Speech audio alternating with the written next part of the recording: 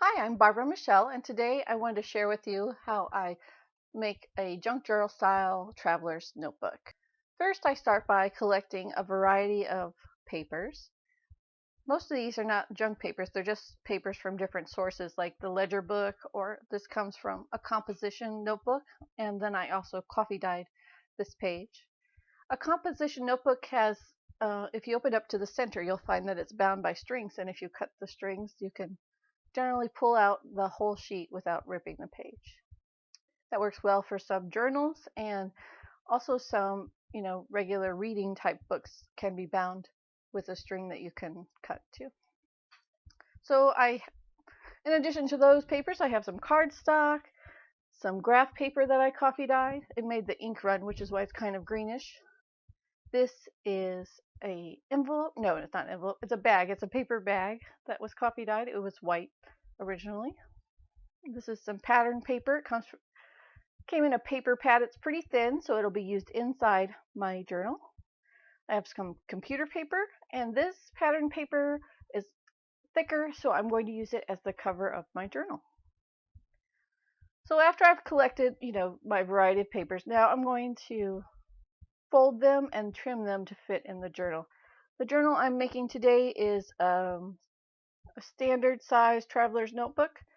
It's 8 1/4 by 4 1/4. And the pages, you cut them 8 1/4 by 8 1/2 and fold the 8 1/2 side in half. That gives you 4 1/4. So some of the papers you can see are larger than I need for my journal. And you can make a larger journal, but for this one, if it's larger, I'm just going to fold them over or fold them over to make pockets or tuck spots, or I'll just cut them off and then I'll use the scraps that I cut off to make tuck spots or embellishments, or you can use them as like journaling cards inside your notebook, depending on the type of paper it is. And I don't mind if my papers are varying heights or widths. So that one right there, that's going to be pretty skinny inside there, but that's great. I like the variety when I'm flipping through. And if they're a little bit shorter, that's okay. I do like them to be at least tall enough to be bound by two of the binding like threads. I'm going to bind it later with some thread. So I do like it tall enough to fit 2 of the holes. Most of the pages that I cut here today, first, right now I'm just gluing the edges of the papers that I folded to create the pockets. And then I'll let those dry. This one I'm going to use a binder clip because the glue seemed a little extra runny when I first started using it. But the rest, they just dry pretty quick. That was a little scrap. It's going to be fun to find that inside my journal. And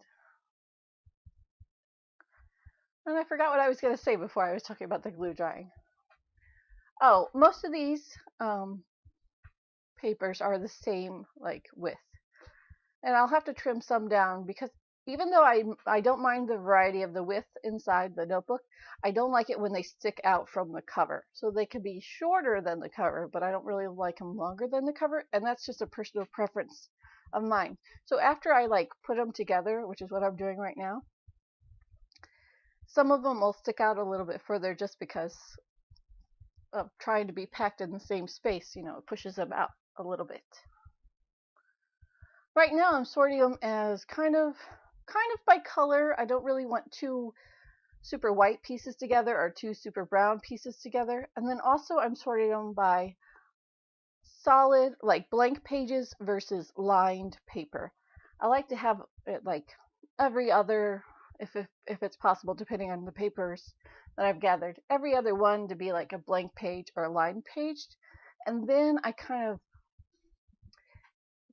sprinkle in the book pages, or you could use doilies, glassine bags, fabric, whatever. So I like to sprinkle in the special pages in between the lined and blank pages, because I plan to use it as a journal, to write in or put kind of scrapbook layouts in, things like that. After I figure out how I like the pages, then I'll bind them. You can see there it sticks out a little bit, but oh, first we got to make the cover. So the cover is 8 1/4 by 4 1/4, like I said. And I think I got this paper pad. This might be Tim Holtz. I'm not really sure. It's pretty thick paper though. And it will also go inside my traveler's notebook cover. So it doesn't have to be like super thick because it will be slightly protected inside my traveler's notebook. But it's thicker than what's inside. So we move on to the binding, and I'm going to use like a pamphlet stitch to bind it. And this is just a one signature notebook. And I'm going to make 3 holes for my binding. First I use a Tim Holtz paper piercer, or maybe it's just a paper piercer to make like the initial hole, and then I use the Fisker's sharp pointy tool. It's probably also a paper piercer, I'm not sure, to go through it again. The Tim Holtz one just makes it a little bit too tiny for my needle to fit through easily, but it's super easy to pierce it first with the Tim Holtz skinny one and then follow it up and make it slightly wider with the bigger one. Totally unnecessary. I mean, however you like to do it is fine. So here I'm just binding. I start with the middle one, go to the top or bottom, it doesn't matter. And I usually have mine bound towards the outside of the journal. Some people tie the binding on the inside, and that's totally fine too. There are a ton of videos on binding books or pamphlets, and that's how I found out how to do it. So, and then I tie the string around the other string so that it doesn't like pop through later. All right. Next, I'm going to use my crocodile corner chomper to round the corners of my book. This is totally optional and only because I like the look of the cornered or the rounded corners. And I like the look of it, and it also keeps the corners from getting like dented. When they're a straight square type corner, you know, they can get a little banged up and dented. So now we're moving on to, or I'm moving on to adding pockets and tuck spots to my journal. I'm going to use the scraps left over from trimming down the papers to make the cover, to trimming down the papers, whatever I had left over. These first 2 are going to be pockets for the cover, one in the front and one in the back. There I was just seeing how I like the pattern placed. And it's just a small pattern for that particular one. It's just like a ledger paper pattern. That little mat I'm putting under there, it's just a craft mat. It keeps, if I get glue on my table, I can wipe it off easily. It doesn't stick. It's good for glue and paint. It actually is a much larger mat, but I accidentally cut it with my rotary cutter one day, and so I just cut that small section off to use when I'm working on smaller projects. I placed a sheet of parchment paper, wax paper, sorry, in between the pocket I just glued and the book so that they didn't get glued together if any glue had seeped out. Alright, next these are the rest of the scraps I had from my book, or from making these pages. And I'm using the thinner ones as just journaling spots. And I'm going to use the thicker paper pieces as tuck spots. So this one I folded in half. It was just a square. I folded it in half and I chomped the corner there. And then I'm just gluing it in the center and a little bit on either side of the fold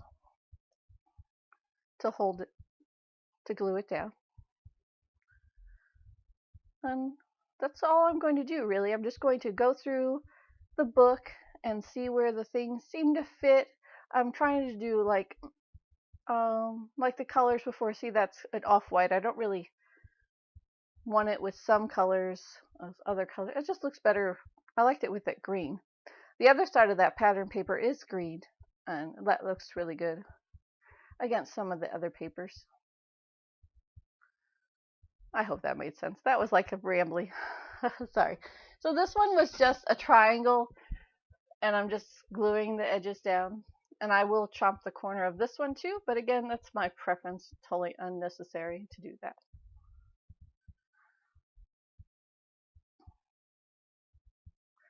All right, after I'm finished with all that, we're just going to do a quick flip through so you can see the whole finished journal. Here we go. I did add some tags for my stash, and that was just a journaling card. Lots of pockets and tuck spots. Lots of interesting different papers to write on. I really, really love writing in these books. Plus, the coffee dyed papers retain some of the scent of the coffee, and they smell yum, yum, yum. If you're not a coffee drinker, you might not enjoy it. I'm just using that little tag to show the different tuck spots and pockets that I had. I love making these traveler's notebook, these junk journals type journals.